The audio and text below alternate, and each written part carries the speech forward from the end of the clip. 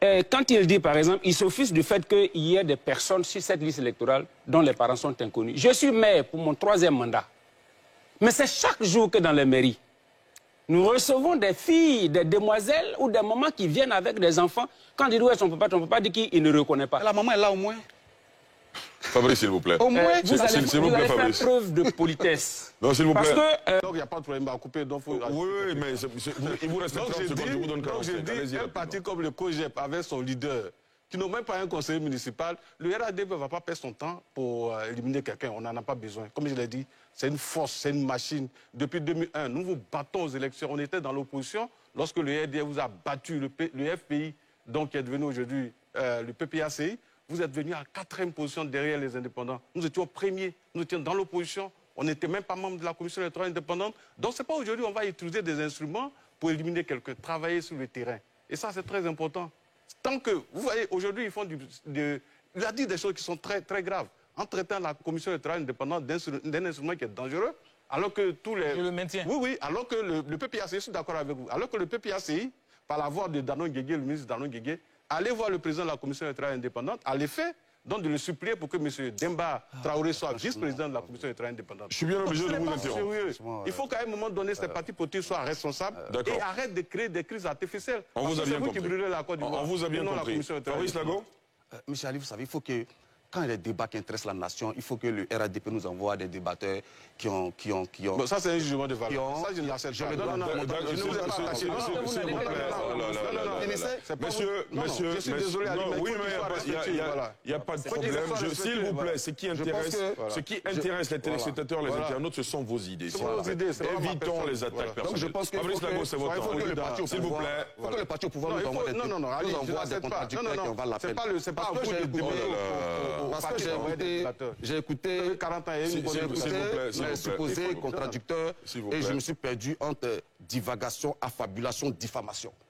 Parce que quand le parti au pouvoir... Alors, Fabrice Lago, s'il vous plaît, monsieur, s'il vous plaît.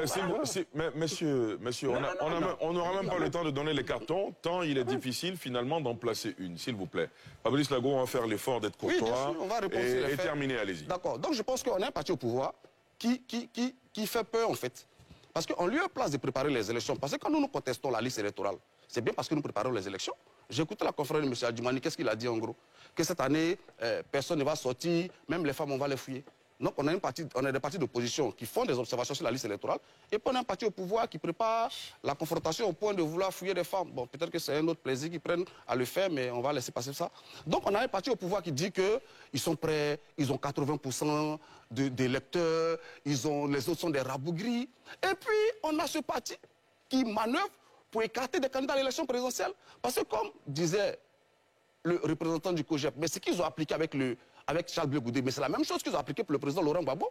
Pendant qu'ils l'ont déposé à la CPI, ils l'ont jugé ici et ils ont envoyé un huissier à son domicile à la Rivera pour aller le quérir, d'après eux, pour qu'il se rende au tribunal alors qu'ils l'ont envoyé à la CPI dans un avion présidentiel. Donc quand on a un parti et qu'on est sûr qu'on a un bilan inattaquable, quand on est sûr qu'on a 80% de la population, quand on a sûr que, d'après, comme le disait monsieur le maire d'Issia, qu'il a toute la majorité ici, mais on ne manœuvre pas pour écarter les candidats. Et je le disais la dernière fois sur votre plateau, je dis, mais mettez Gbagbo sur la liste électorale et puis on vérifiera aux élections. On le mettra nous disons que... S'il vous plaît.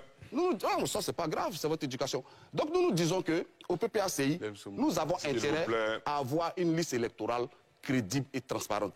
Et c'est notre souhait. Et plus nous demandons une liste électorale crédible et transparente, et plus le parti au pouvoir la conteste, nous disons que leur position, elle est suspicieuse, elle est pernicieuse et elle est dangereuse pour l'avenir de la Côte d'Ivoire. Parce que quand on crie au voleur, celui qui n'a rien à se reprocher, il ne court pas. Mais à chaque fois que nous attaquons la CEI sur la qualité du travail qu'elle nous a produit, et ce sont ces messieurs du RADP qui se posent en défenseur du RDR. Donc leur défense, elle est douteuse et il faut qu'ils acceptent que nous doutions. Donc quand tu dis qu'ils ont travaillé, peut-être qu'ils ont travaillé à inscrire des gens sur la liste électorale. Quand le monsieur dit que chaque jour nous recevons à la mairie des femmes qui viennent, on leur demande qui sont les pères de leurs enfants et sa femme. Mais la maman, au moins, elle est là. D'accord. passer la liste électorale des gens qui n'ont ni père ni mère? Pourquoi on peut passer la liste électorale des gens qui n'ont pas les dates de naissance? Et puis on en parle. Moi, j'aurais compris que le RADP dise, bon, écoutez, asseyons-nous autour de la liste électorale, trouver un consensus autour de la liste électorale, puisqu'ils sont sûrs de gagner, puisqu'ils ont 80% de la population. Mais ils ne devraient pas avoir de problème. Pourquoi est-ce qu'il y a un problème alors? Pourquoi est-ce qu'on use de superfuges pour écarter les candidats? Monsieur Ali, nous disons que nous sommes sereins. C'est le dernier tour. Le monsieur a dit que le PPACI a peur. Oui, on accepte tout ça. Mettez Babou sur la liste électorale et allons aux élections. S'il vous plaît.